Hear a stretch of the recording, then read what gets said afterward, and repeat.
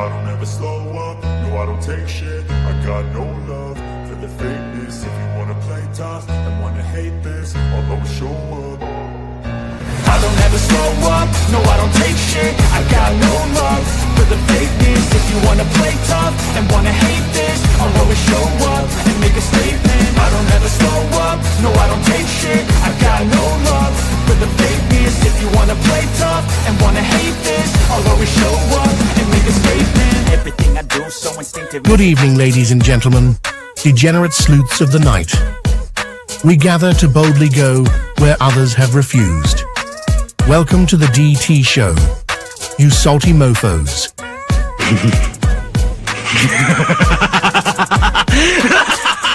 A man accused of killing 4 college students is behind bars, and he has ties to northeastern and central Pennsylvania. State police say 28-year-old Bryan Kohberger was arrested this morning at a home in Chestnut Hill Township. I can't find any case law that would support that idea. That somehow a warrant would be needed for DNA left at a crime scene. We are expecting to learn more about the allegations against the girlfriend of a Boston police officer who was found unresponsive in the snow Saturday morning. I-Team sources say Karen Reed was in a relationship with John O'Keefe. She's facing charges including motor vehicle homicide and manslaughter.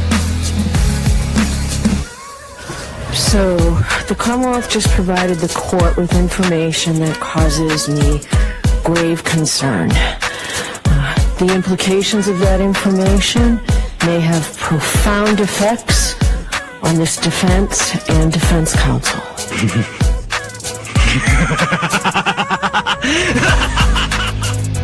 So, get your popcorn ready and your choice of drink. Get your butt on your seat. Like, comment, and subscribe for a treat. Here we go. It's time for the show. The Drunk Turkey Show.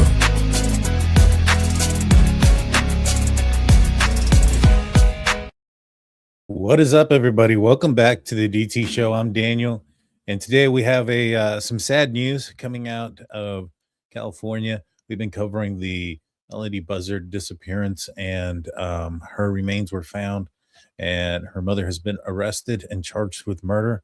We're going to be talking about that case tonight. It's very sad, unfortunate news to come out just before Christmas, and so, but at least there's some answers, and the person who's responsible is currently behind bars. And I will say this, I listened to the press conference earlier, and there was some information that we'd gone through, right? So we'd kind of seen the travel that she went on, the path that she took. We saw some of the things that she was doing with the wigs and things of that nature, even putting a wig on her daughter. This is the face of evil, in my opinion, guys. And we're going to talk about that. And we're going to bring on our guest, Dr. Vona, psychologist. Doctor, how's it going? Welcome to the show. Hi, thank you for having me. Welcome, everybody. Good to see you. Good to see you. Merry Christmas. Merry Christmas. Merry Christmas to yourself as well. Yes. What a terrible case. Very, very terrible, very sad. Little girl goes missing, and a lot of question marks come out. And we're going to watch some of the press conference, but a couple of things that we first learned about earlier today was that a body may have been found, and it had been identified as Melody Buzzard's, and that Ashlee Buzzard had been arrested.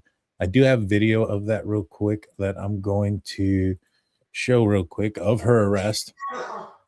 And what was your first initial thoughts when you found out that she was being arrested? I don't have the audio, so you don't have to go muted. So I think that my initial thought was, well, first of all, I have to be honest. I was like, I can't believe she's like with her high heels walking out, as if, I don't know, like apparently she still isn't talking, nothing. So my first thought was, is she going to talk? But apparently she hasn't. I couldn't believe it, because filicide is so, especially maternal filicide. So, killing your child, it's so very rare, especially for moms to do. So I was a little bit like, oh my God. And then when you sent me how, I was like, wait, what? Like, that's even more, like, it was just the whole thing for me. This is just a horrible case. She's a monster. Oh, she is. I mean, when you think about it, one of the things that, so she got arrested not too long ago, right? And it was for false imprisonment. And so that told me one thing, that they didn't find much evidence of something inside the car. And I had mentioned that they didn't find evidence also of an illegal act on the road trip to that point. So they didn't find like this was some sort of drug deal. This was some sort of anything. They didn't find any evidence because they ended up arresting her fairly quickly, as fast as they could, for something just to put a tracker on her. And, that should say something. What law enforcement does in those scenarios where there's a missing person or missing child, and how they treat their suspect is telling. If they find something that's small and maybe not that wasn't in small and insignificant, but that was something that was the scenario of the false imprisonment, there wasn't a lot of evidence there. When they find just enough, just so that they can get you behind bars, just so they can build a case, that speaks volumes. And when you have a case, for instance, where you may have something with the parents might have done some stuff illegal, like maybe perhaps used drugs or had been drinking the night before, or whatever the case may be, and they don't arrest them, it's because they don't really believe that had something to do with the disappearance. And so in this scenario, for them to have arrested her as fast as they could for something that was outside of the scope of her child's disappearance, told me there was a lack of evidence in the car, that a person's body was transported in that car. Because if they found blood or things of that nature, they would have arrested her. So that tells me that the more than likely, which I do understand that she went through a great lengths to plan this out, but more than likely that homicide occurred on the side of the road where her body was found. Oh, absolutely, which is also terrifying, because that means, and I know you're going to show the location, but like when people see how like desolate it is, my thing is like, what did she say was the reason that we're getting out of the car? Like, did she like hold, did she like say get out? Like, I'm just, that all that stuff goes through my mind, and I'm sure it does for most people, but like, how did she get her out of the car? Did what, it wasn't a bathroom break. Like, did she say get out, or was it? So that part horrifies me. Just thinking of, was this little girl horrified? Oh, 100%. And the other thing is that the officer mentions in the press conference, and we're going to go through this, he says gunshot wounds with an S, plural, and that there were cartridges, spent cartridges found at the scene. So it was more than one. And it matched one found at her place, right? Exactly. So there's a lot of evidence against her. She's going to go down for this. But like, one of the things that made me kind of suspect that maybe perhaps she was being manipulated was this trip, because this trip had her going at a very, a far distance away and then coming back. And it was on the return trip home where something happened. And I was like, either, and I said this, I was like, either this was premeditated and that's just like super cold-blooded, and I'm having a trouble seeing that, which I was wrong, because that's exactly what I said. It was like, if this was super, like if she did it to show that it's on the way back. It's not common, so you know what I mean. It's not common for us, right? And so I said this. I said it was either it was super premeditated, and she planned this. And then she did this like in hardcore cold blood, which, I was having a problem seeing somebody, a mom, do that to their own child. But, I did lay that out as an option here. The other thing I said was like, it didn't make sense that she was going to go all the way to one place and then turn around and bring her back a certain distance. And then we hear what she tells the victim of the false imprisonment. I think that's her laying out what her case was going to be, or is going to be. That she met somebody and they're the ones that talked her into changing the license plates. They told her they kept changing the meetup spot, and that she eventually gave her to these people, and they're the ones that committed this crime. Which just says to me that she, because I agree with that, but that says to me that she knows what she did was wrong. Because if it was like an Andrea Yates thing, because we all have to think like, what's the mental illness aspect? But if this was an Andrea Yates thing, like Andrea Yates is one of the very few cases where the insanity defense has held up. And in that case, she like called her husband and was like, oh, I just killed our kids to get them, like Satan was on his way. And I got, so like she did not, you could tell like she took steps that you're like, wait, what? Where this one over here is hiding stuff, which just says to me that she knew the difference between right and wrong. I also think it was very messed up. I thought about this too. Because she did the license plates and everything, she had to take into consideration being caught on all the different surveillances, which is why she does the wigs and stuff, and she has the kid wear the wig. So that says to me that she went all the way out to her destination and then doesn't do it until her way back. Like, imagine just thinking that whole time. I don't like, do you think that this was something that happened, like that it was premeditated? And, you know, because I'm like, why did she do it where she did it? Could it have been because that was where the most desolate, or like, did she drive and like not have the guts and then eventually, or was this where she always wanted to do it? Like, what do you think? Or would it just be speculating at this point? So a couple of things are possible. You know, for one, first thing I do want to say is when it comes to the wig aspect, that was to deceive law enforcement and the investigation.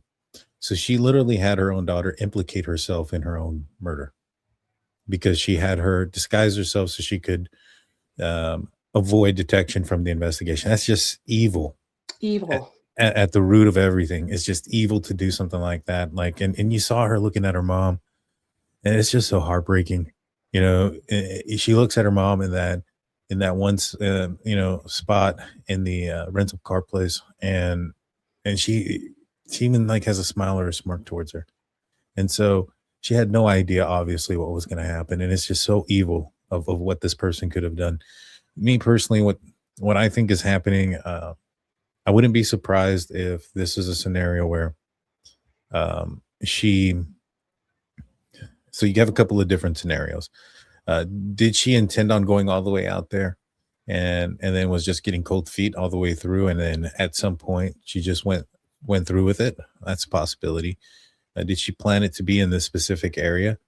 Law enforcement, in the press conference indicate that they hadn't come up to this point yet, so I'm assuming there wasn't anything that they found along the way that would have pointed them that of the significance of this area, whether it be that she lived there in the past or if something happened there. To me, though, I wonder if the pressure from the school, perhaps pressure from the family of Melody's paternal side, if this was like if you're going to take her away from me, I'm not going to let you have her. Nobody's going to have her type of situation. And that's kind of what I'm feeling like this could have been. What do you think? Absolutely. That so could be it. And that makes it even more egregious because that just shows that there were other people out there that would have happily taken this kid if she needed help. And instead of asking for help, she takes it in her own hands. And I think it's so egregious too, because we have to remember that this with young kids, they're like not always, but they're usually in the proximity of their parents and they're completely dependent on them. So the fact that this kid is completely dependent, trusts this mother, like you said, she smirks at her and stuff. Like, what if she was like, yeah, let's put on wigs and like, we'll go. I mean, who knows what she said? The kid obviously did not look like she was in fear at that moment. So just this whole thing is so horrifying. But yes, I do think that this could be her saying, if I can't have her, no one can. Absolutely. I mean, that's the school was contacting her, and I think they were getting onto her mental health issues. I just feel that that's most likely the most logical. I mean, and again, we're trying to put logic to something that's illogical. And when we get to the press conference, I want to ask you more about what it is that the sheriff. I know you mentioned it earlier. I can't pronounce it. What's it? Filicide? Yes, I'm going to ask you more questions about that. And so, but this is where Melody's remains were found. Again, had they found blood or something like that in the car, I think they would have arrested her earlier. And so I doubt that she was ever transported in the vehicle with multiple gunshot wounds to the head. And also the fact that there was cartridges found at the scene, all are an indication that she took her life out here. And it appears that this is the area, just kind of in the middle of nowhere near Caneville, Utah.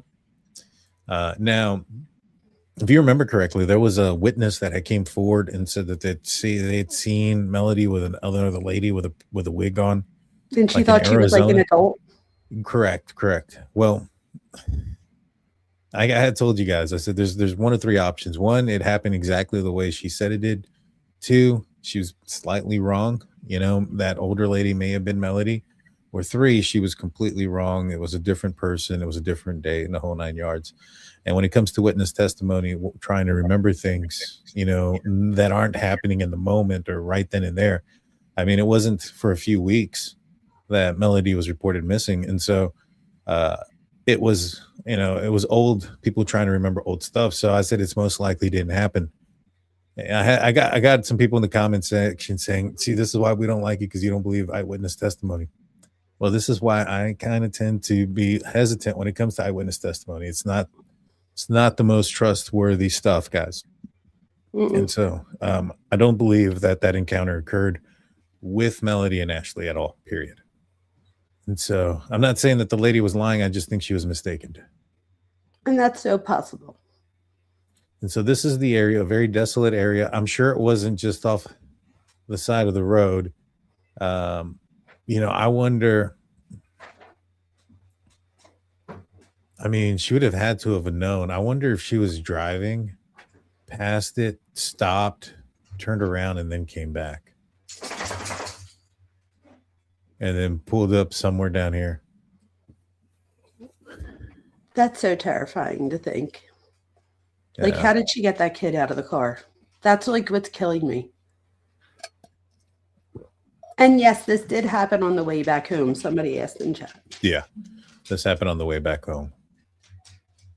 And like, and law enforcement didn't find her. It was, I think there was some witnesses that found her. They were out there. Crazy stuff. Right, which also goes to the point too. Oh, sorry. Of course, my dogs have to be known, but that also goes to the point that, you know, I don't even remember what I was going to say because my dogs just go ahead. I'm going to pause it first. Not pause it. Mute myself. Okay, that's no problem. And so here's SF Investigates. He's a private investigator. He also came out and he said this is the pretty close to the exact location of where it was. And so that's how we were able to locate it. We basically from here worked our way backwards. And so let's play this here. But are you good, Dr. Vona? Jeff? Okay, so we're gonna play this. Let me speed this up because this guy talks really slow, like slower than me. And that's a lot. That's saying a lot. All right. So this is the press conference earlier referencing Melody Buzzard. And we're going to listen to what he says, and then we're going to be pausing it and breaking it down. I am Santa Barbara County Sheriff Coroner Bill Brown. And today I am deeply saddened. Internet issues. Give me a sec. Let me turn that on. To report to you that the body of Melody Alani Buzzard, the 9-year-old child who went missing from the Lompoc area in October of this year, has been found in a rural area outside of Canesville in Wayne County, Utah. And that this morning at approximately 7:51 a.m., members of our sheriff's office and the FBI arrested her mother, Ashlee Lynn Buzzard, for her murder. Maternal filicide is rare and always difficult to comprehend. So maternal you're gonna have to help. Is rare. What is that? What is that? Is that a disorder? Is that just the act of a mother taking the life of her child? What is that? I thought you'd never ask. So there's a few of them. If you think about it, we talk about homicide the most here, and the one with the S that nobody ever likes to say on here, when you take your own life. But there's also filicide, neonaticide, familicide. So real quick, familicide is when somebody within the family kills multiple family members. Filicide, so not famil, but filicide is just, not just, but when you kill children. So whether it's one kid, multiple kids, like the Decker girls or Chris Watts. Chris Watts would be familicide because he killed the mom and the girls. This would be filicide because it was the kids, just like the Decker case would be filicide. So it's when, but it's the act of, it's not a disorder. It's the act of, not a disorder. Do you think that, well, I'm sure this is going to be a big part of it, but what kind of, I'm assuming there's going to be some sort of defense. There's been an argument that she's had certain mental disorders in the past. Is there anything that is common when it comes to the mental health that could relate to a parent taking the life of a child? Absolutely. So the things that we see most often, so why would a parent do this? So there's a few reasons. One, we call it, it's like a psychotic filicide, which is what I think you're asking about, is like, this would be one that's driven by delusions, hallucinations. So like Andrea Yates, for example. There's also unwanted child filicide. So this is where the child's perceived as an obstacle. So this in cases is tied to things like secrecy, abandonment dynamics, and perceived burden. So where the kid feels like a burden.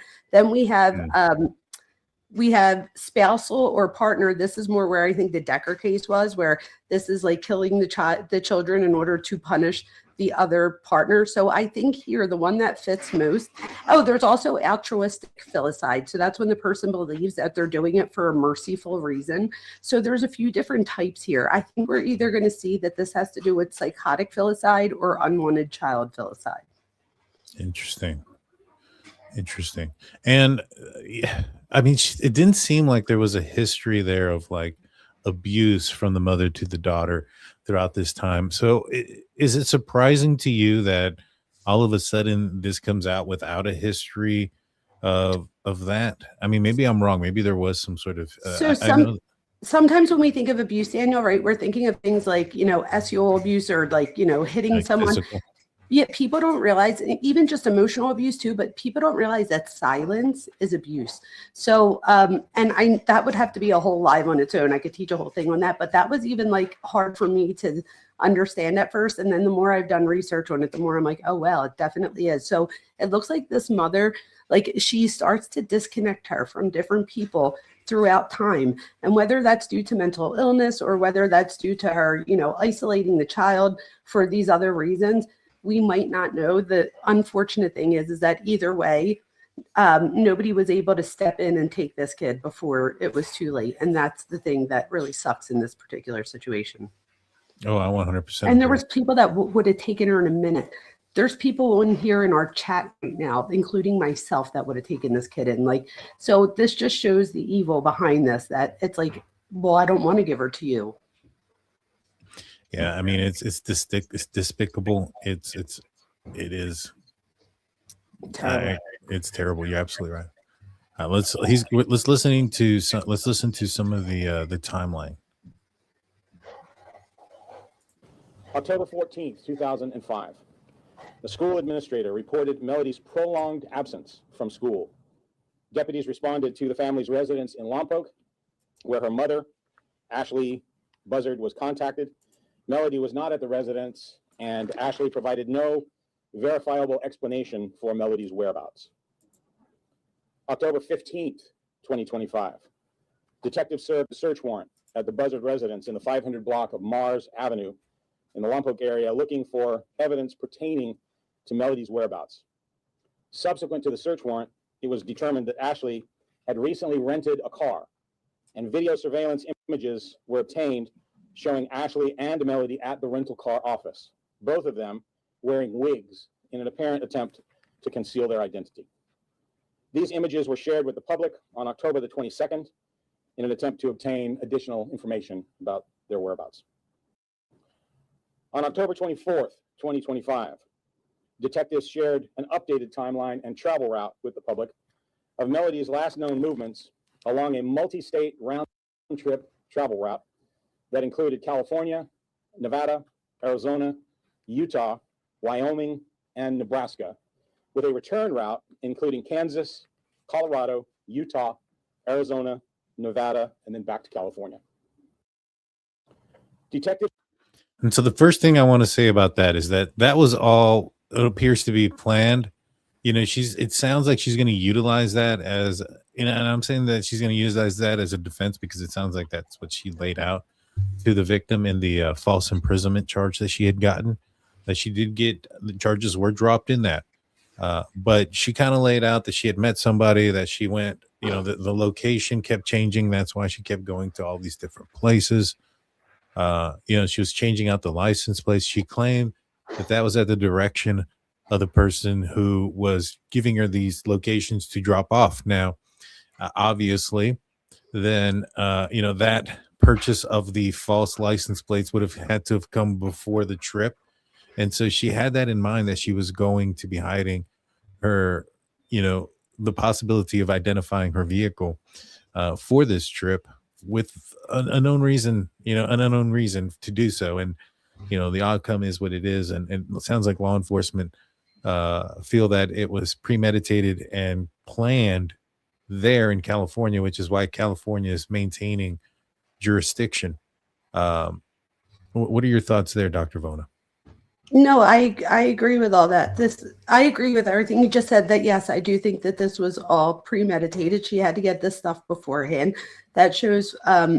I wonder if this was like an escalation over months or years, or I'm wondering how far back this really goes. And I think that we're going to see too in this case. One, I think it's important. One thing that I did forget to say before, I think it's important to note that we usually see firearms in these cases. And if you think about it, that makes sense, because like a Chris Watts case where he used his hands, that's actually very uncommon. We usually see a firearm because, again, if you think about it, it's quick. It sounds terrible, and I don't mean that, in a disrespectful way, but it's a quick way. It's a way to detach. You're not putting your hands right on the victim. So we do see that. So I'm not surprised that we saw a firearm. One thing I did want to ask you, do you think that before I forget, do you think that she took that casing home as like a remembrance? Like, why do you think she had that at her house? That's an interesting one. I think that there's a good possibility of that. The other possibility is that it's unrelated, and it was from she did some sort of, I don't know, practice shooting or something of that nature, and just put that shell casing in her pocket, and then it just so happens to fall out. But what it does do is it matches the shell casings at the location, with her also having possession of the same gun that's missing now. And so, for instance, it's not like she can go out and say, hey, these folks came, I handed off my kid to these individuals. They're the ones that did it. I never saw them again, or any of those things. I only saw them that one time. Well, how do you have the shell casings that they would have used after the fact? Because it's not like she would have handed the child off and then they, terminated, the child right there in front of her, and she picks up the shell casing and runs off with it. No, she, her story is going to be that she dropped off the kid, she dropped off Melody with these two random strangers in a zoo, and they're the ones that went and did this after the fact. Well, how do you if that's the first time you met them, the only time you've met them, and you've not met them ever any other time before, how do you explain having their shell casing in your house? You can't. And so, it could have been a memento, trophy. That would be crazy. Now, psychopathic for sure. There would be a way to determine that if she didn't clean it, because it most likely landed into the dirt, and that she would have had to have picked it up. And so they would have been able to, they could be. Now, if it's cleaned, that's probably also leading to the, if it comes back clean, then it probably was from the scene, because what's the point of picking up a piece of, spent ammunition, at the gun range and cleaning that? That doesn't make any sense. So if it comes back cleaned, then 100, in my opinion, 100% is from the scene. If it comes back not clean and the dirt matches, then obviously it's from there. If it comes back dirty and it just doesn't match, it's probably from an unrelated shooting, but it shows that she had possession of the same gun at a different point. So there's a lot that can be taken out of that round. Well, hopefully that's what does her in, because like you said, she can't just say now that somebody else did it, because she has that part. It also goes to the fact of how we always say that, like, I mean, if she did do that on purpose, that criminals, they usually mess up and do something like stupid. She went and took all of these actions to hide her. Like she wore the wig, she did the license plates, like she took all these steps.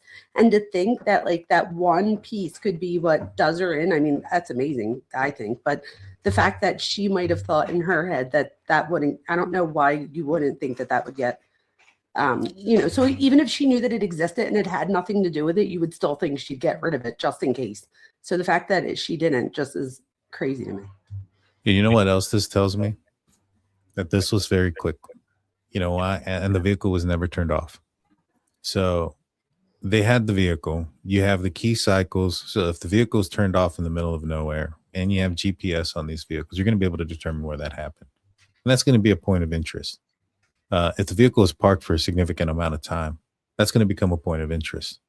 So this all tells me is that either that she may have seen that, drove through, pulled up, had her walk out of the vehicle and immediately commit the crime, turn around and get back in and go. Because if she stayed there a long period of time, that would have been detectable off of the GPS. If she turned off the vehicle, then turned it back on, that would have been detectable off of the key cycles. And they would have went there and looked if they would have known of, yes, exactly. That's a great point. And so the fact that they weren't able to determine that tells me that this happened fairly quickly. Which she got off the car. To the fact that it was even more premeditated, because it's like, that's so disgusting to me that it's like she pulls over at a certain spot, can just get out, do that, get back in the car and just leave as if I mean, it's just so hard for people to imagine, especially like when you have children of your own and you're thinking about it and you think about that attachment that you have with your child. So this just says to me that there was no emotional attachment with this child in the, in those beginning years of life. In the first 3 to 5 years is when we build these attachments. And she also lost her first child for like neglect too, didn't she? So, I mean, it shows that she can do that behavior. It's the best predictor of future behavior is past relevant behavior. But the fact that it escalated, I mean, people shouldn't be surprised, because we see, like, we need to really help each other out, because there was something going on with this mom, and the school seems like they tried, right? Did they contact her before this? Do you know? Because like you said, I'm wondering if if that was something that triggered anything. And again, it wouldn't be anybody's fault, but I'm just saying in her thought process, like if she was like, oh, now they're on to me. I know the school is contacting her because she wasn't, I think, filling out the proper documentation for her daughter being homeschooled and stuff like that. There was some sort of issue with her homeschooling. And so I don't know if she thought that was some sort of indication that they were going to take her away, and she just flipped, and I have no idea. It is just so sad. When you look at the evidence and you look at what's out there and you start to piece it together of what possibly and could have happened given the information that they had and what they would have been looking for, because that's what you're looking for. You're looking for a vehicle parked in the middle of nowhere for an extended period of time so you can go search that area. If the vehicle turned off at a certain period of time. And if you can match that with your GPS and you're not seeing those things, that just says a few things. And, as far as why the round may have ended up in the vehicle, I mean, it's not unlikely that shot could have been taken not too far away from the vehicle and the round ended up in the vehicle. And then she finds it later and it ends up in her house. Because she would think, right, because she's checking the car before she brings it back. That would make sense too. Yeah. And so there's a lot of possibilities there, but what it also tells me is there's likely not, it doesn't sound like there was much hesitation for there not to be a record of her pulling over and stopping for an extended period of time. Sounds like it happened fairly quick. I agree with that. All right, let's continue. Wait, real quick before you put that back on, I just remembered. So the one thing that, because tomorrow's Christmas Eve, so it's like, this is so horrible, right? The day before Christmas Eve, and the families, I do think, and I don't know if you heard this too, that they were told in the beginning of December, and that doesn't make it much better, but the family, the grandmother on the dad's side, I believe, she came out and she did say that she was told in the beginning of December, then that she had to keep it quiet, obviously. And it wasn't until today, Did you hear that same thing? Yeah, I think he mentions that they found the body like on the 6th or something like that of December. Okay. And that they just got back the the DNA. Well, I meant that they told the family, like the grandmothers in the beginning. I wouldn't be surprised. I wouldn't be surprised if that happened. You know, unless you have like loose lips where you have family members that are throwing out information out to the media, you know, and you have like, especially when you have like a result like this, typically like when a family talks to the media is because they don't have answers, there's not results. Yeah. And so once they get the answer and the result, it's not typical for a victim to go out there and turn around and say, all right, well, it was that guy, you know, or whatever. They're going to follow what law enforcement does, because law enforcement say, all right, you know, we found him. You got to trust us. We're going to arrest this person. This is how we're going to do it. And you leave it in the hands of the professionals. And most victim family members are okay with that. Now, if you have a situation where it's gotten, you know, and I hate to use like the Gonzalez family in Idaho, where it became less cordial between them and law enforcement, to the point where law enforcement didn't feel confident in giving them information. That's and right. So, you know, those things happen. But as long as there's not that back and forth and things like that, then yeah, I don't think that would be unlikely. I think it's very plausible. All right, let's continue this. Learned that along this trip, Ashlee switched the license plates on the vehicle she had rented to a New York plate, and found out that she would back her vehicle into gas stations in an apparent attempt to avoid detection by their surveillance cameras. Melody was last seen on video surveillance with Ashlee on the Colorado side of the Colorado-Utah border on Thursday, October 9th, 2025. And detectives now believe that Melody was murdered shortly after that stop. On October the 30th, sheriff's detectives, along with the FBI evidence response team, responded and served follow-up search warrants at the home of Ashlee Buzzard, as well as for a storage locker that she had rented, and upon the car that she had recently rented as well. During the search of the Mars Avenue residence, an expended cartridge case was recovered. During the search of the vehicle, a live round of similar ammunition was located. Detectives submitted the expended cartridge case to the Bureau of Alcohol. I'm going to rewind that. I want to hear that A again. live round of similar ammunition was located for a storage locker that she had rented, and upon the car that she had recently rented as well. During the search of the Mars Avenue residence, an expended cartridge case was recovered. So it was her residence. That's where the cartridge was recovered. Okay. During the search of the vehicle, a live round of similar ammunition was located. Detectives. Okay. And so in the vehicle, they found live ammunition. Oh, in the vehicle? So they found the spent casing in the house, and they found live ammunition in the vehicle that was unspent. Wow. Same cartridge as. So what then was that means she didn't look too hard in the car before she gave it back, right? Probably not. You know, because I mean, at that time, you know, she hadn't been, you know, they'd asked her about her, but there hadn't been like this huge presence or any of those things.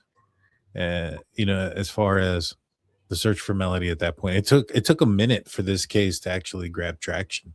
Well, don't you think if you were an investigator and there's a missing kid and there's a shell casing, even if it's not spent in the car, that probably let them know that they were looking in the right direction. Oh yeah. I mean, when they arrested her as fast as they did with little information on the with little proof, you know, it's not that it didn't happen with the false imprisonment. It's just, what evidence do you have?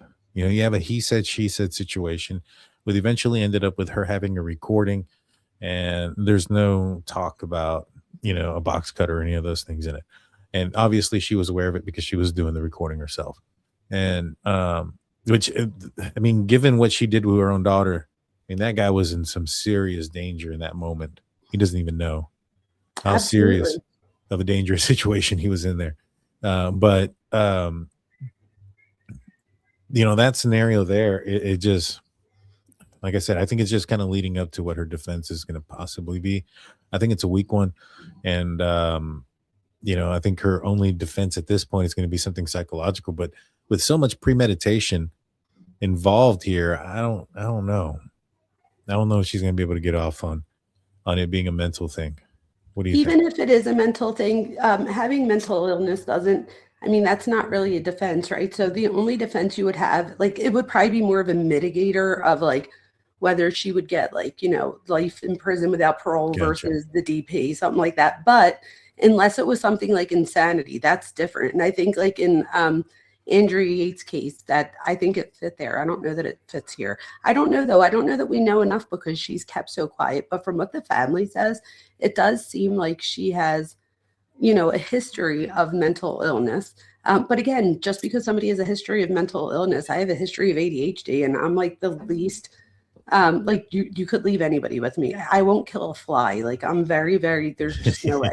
So it's like, and I have a long history, if you will, of, I guess, mental illness. You could say that way. So most people with mental illness will never go on to do something. So it is, what is that difference? And here, I think we're just seeing. I don't know what we're seeing yet. I really want to see more before I really say. But these are the reasons that I told you before for filicide. So, and she does fit, like I said, probably either the one where we see the mental illness or the one where the child was like an obstacle in some sense. Gotcha. Either way, it's just so sad and disheartening and evil. I think that's the one thing that I think everybody can say about this lady. It's evil.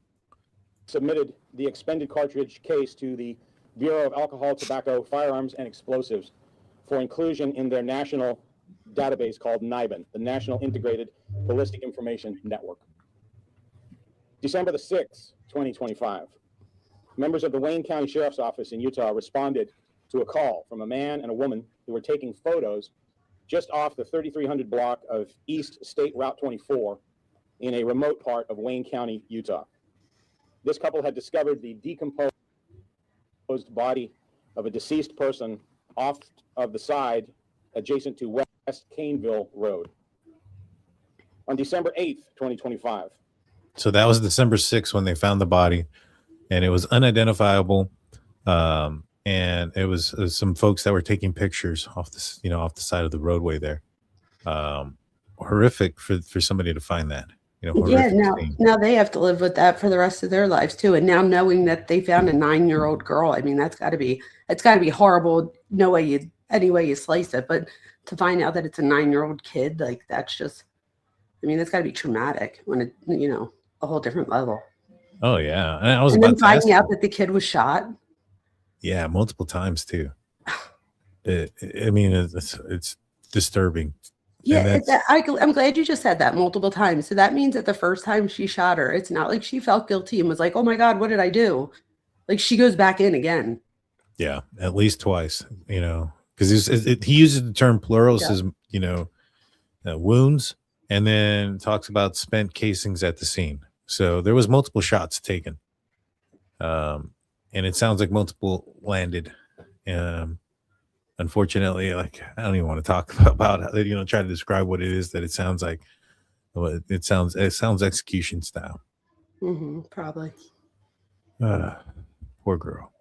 Member of the Wayne County Sheriff's Office notified the Santa Barbara County Sheriff's Office of the discovery of the unidentified found body. Although immediate identification of the deceased person was not possible, it was apparent that the decedent was a female who had died from gunshot wounds to the head. December 6th. So there it is. It was a female, and identification couldn't be made.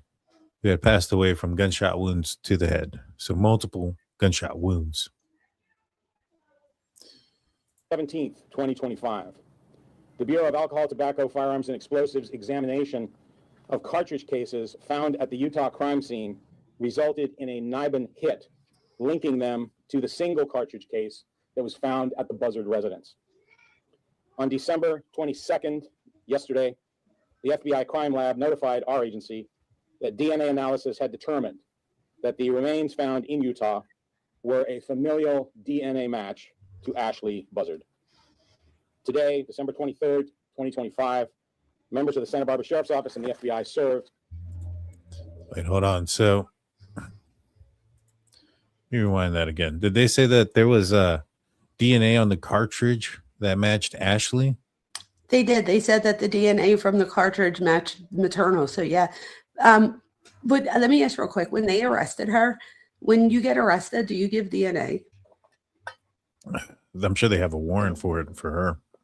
100%. So I'm saying, like, but if they would have had a warrant for her DNA, like they had to have DNA to match it up against, right? So my thing is, what DNA did they use? Oh, when they arrested her the first time, they probably Yeah, that's what I'm saying. Could that be yeah. part of the reason that she got that they were even more, trying to arrest her for something so that they could get DNA? Maybe. Yeah.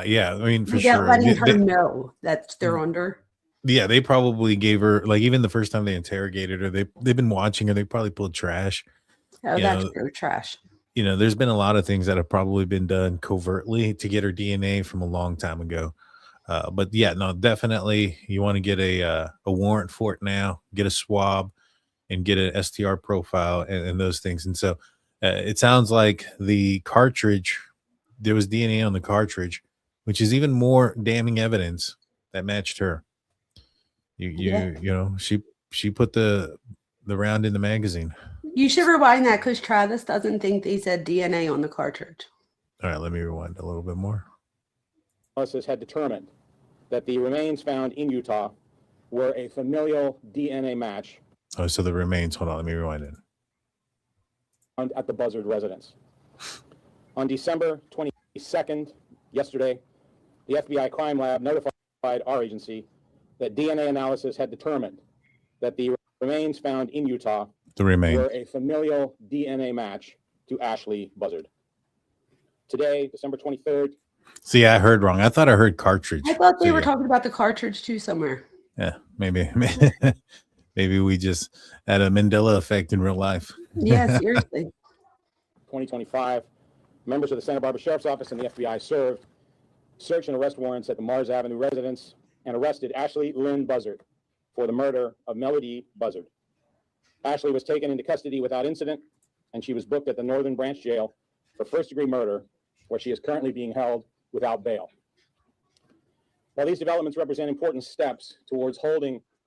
And so that's going to be it for the press conference. And the rest of it is basically, talking about the, who did what and congratulating each other.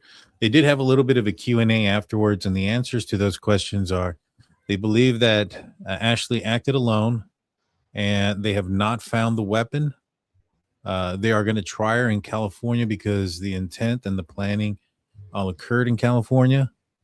It goes on to say they had not found the location. So we had spoken about that. They had not been to that area. That area was not an area of significance to them to have searched up to that point. And so that, like I said, when I heard that, that tells me a lot about what it is that she did that night. She didn't turn her vehicle off and she wasn't there very long, and she didn't stay behind either. She did what she did and took off immediately. And then the last thing is that they don't know what the motive is at this point. I thought that the questions I was wondering, I'm like, do they all make a deal before because they're waiting there for so long for the press conference? Are they like, look, you guys, at the end, if they only get 5 questions, what should we ask? I felt like the questions that were asked were literally the top 5 questions that anybody would want answered. So I thought that was good. Because sometimes I'm like, if you only get 4 questions, what if somebody asks something that's not really that relevant or not, not that it's not relevant, but it's not one of the ones people want to know. I felt like all the questions were really good. Yeah. Yeah. It says, Barbara says, and she's not cooperating. Correct. No, she's not. Travis says, pretty important. Let DT know they got a hit on a spent cartridge from Nibbins. So it sounds like they did get a hit on a spent cartridge. So interesting. She's really done in for. Yeah, she really is. She really is. I don't think. And they said she did it alone, right? They think she did it alone. She did it alone. They're pretty confident of that. So there's no person at home that she's trying to. So that's just even more odd. And so folks were asking about where this was. So it's near the Sleepy Hollow campground, near the Fremont River, near Caneville Reef and Caneville, the area. just kind of like out really in the middle of nowhere. Look There's at that. nothing. That's crazy. Yeah. I mean, when you go here and just take a look at the area, there's just nobody there. Nobody. Yeah. I assume this happened at night. That's just so scary. That poor kid. They should leave this mother out in the whatever with nothing and just make her survive somehow or try. That's just terrible. Showing the leg first. Yeah. Look, there's like nothing for miles. There ain't. And then you'll eventually, so there's the campground here. Let's see what the campground looks like. I wonder if there's any significance to this campground. Like if she's been here before. For her to have known, like right around the bend is this area, right around the bend is this road that you can pull off. Because I mean, if you're driving here at night, I mean, if she stops, does a U-turn, turns around, and does all this other stuff, I just feel like that could be noticeable in GPS. I don't know. I'd have to get somebody from Cellbrite. Hopefully, I can find somebody from Cellbrite to come on the channel. That would be amazing. You know, I wonder if she stayed at the campground like overnight. I wonder if she has at some point to have known that this was out here. Yeah, I wonder as well. But poor little girl. Mm-hmm.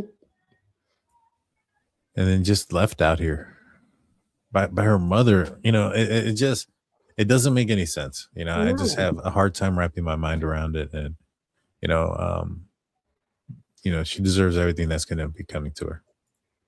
And we'll be here to watch it happen. Yeah. Well, Dr. Vona, what do you have coming up the rest of this week? You have anything planned for the holidays? Any Christmas specials going on for the True Minds Behind True Crime Minds Behind True Crime with Dr. Vona? Yes. So I've been following the Nick Rayner case, and I of course did like a PowerPoint slide because you know that I love my PowerPoint slides, and it was like 35 slides, and I did it yesterday and we didn't get nearly a third through. So I said tonight I was going to do another part of it, but then this happened. So it's still early. Maybe I'll do a live right after this. So come over to my channel if you're here. What the hell? It's early and I don't have work tomorrow. There you go. I'm going to be off tomorrow, so I want to say happy anniversary to my wife. Tomorrow is our anniversary. Thank you. So tomorrow, I'll most likely not go live. Years, you know, or did I just are you like, shut up, Jane? Why'd you ask that? No, I do. It's 4. Okay. And so it's our 4th year. And it's tomorrow. So tomorrow we have some things planned. So unless something like truly major breaks in the evening, you should spend the day with your. Yeah, I probably won't, but I will be back on Christmas Day. You know, I want to spend some time with you guys. And so we have a gingerbread contest that's going on with the members. It's in the member Discord. I love that. Yeah. And so we're going to be picking out winners on the Friday.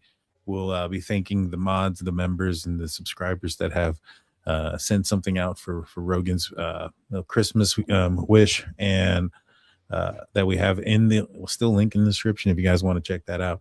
And we'll be just kind of talking about, you know, good things, you know, kind of get away from the true crime and just kind of really, you know, envelop the fellowship of what Christmas is. And so we'll be doing that on Christmas Day, something a little bit different. So I hope you guys can come in and tune in. Please hit the like button and subscribe. I'd appreciate that. So yeah, it's going to be in the evening. You know, that day we have a whole lot of things planned as well with the family. So it'll be probably closer to around 8 o'clock Central, 7 o'clock Central, somewhere around there. And so that'll be when I plan on coming back. Make sure, guys, if you're watching this, go follow the Minds Behind True Crime with Dr. Vona. This is her channel. She's at 4.3 thousand subscribers. Let's get her up to 5. I need 2 more subs to get to 4. Oh no, it says I'm at 4.3. Oh, well, okay. Thank you, you guys. And please go over to the Drunk Turkey, the DT show, and subscribe over there as well. Appreciate it. Well, guys, we'll see you guys next time. Merry Christmas. Have a happy holidays. Please be safe. Happy anniversary. Happy Thank you. anniversary. I appreciate that. Steelers Thank fan. you all in the live chat as well. We appreciate you guys. Y'all have a great week. Stay safe. We'll see you guys then. Bye.